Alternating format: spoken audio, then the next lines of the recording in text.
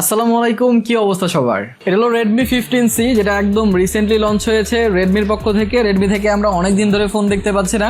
রেডমির আগের যে ফোনটা ছিল Redmi 14C, সেইটার ডিজাইন আমার কাছে এতটা পছন্দ হয় না, সেইটা মার্কেটে এতটা হিটও হয় নাই। সো তারা আরেকটু উপরে চিন্তা করেছে, তারা 15C নিয়ে এসেছে। আর এইটার ডিজাইন কাইন্ড অফ আমার কাছে পছন্দ হয়েছে। অ্যান্ড এইটাতে আপনারা 15,000 টাকার মধ্যে 6GB র্যাম পাচ্ছেন, 128GB রোম পাচ্ছেন, 6000 mAh ব্যাটারি পাচ্ছেন, 33 ওয়াটের ফাস্ট চার্জিং পাচ্ছেন অ্যান্ড 6.9 ইঞ্চি একটা বড় ডিসপ্লে পাচ্ছেন। সো এইটা একটা প্রমিসিং ফোন হিসেবে আমার মনে হচ্ছে। তারপরও আপনাদের জানার অধিকার আছে যে আসলে এই ফোনটা কতটা ভালো, কারণ 15,000 টাকার মার্কেট বর্তমানে অনেক অনেক বেশি কম্পিটিটিভ। এই প্রাইসে সব ব্র্যান্ডের ফোন আছে। সো সব ব্র্যান্ডের ফোনের মধ্যে এইটা নিজেকে কোথায় ধরে রাখছে সেটা নিয়ে কথা বলবো আজকে আমরা এই ভিডিওতে।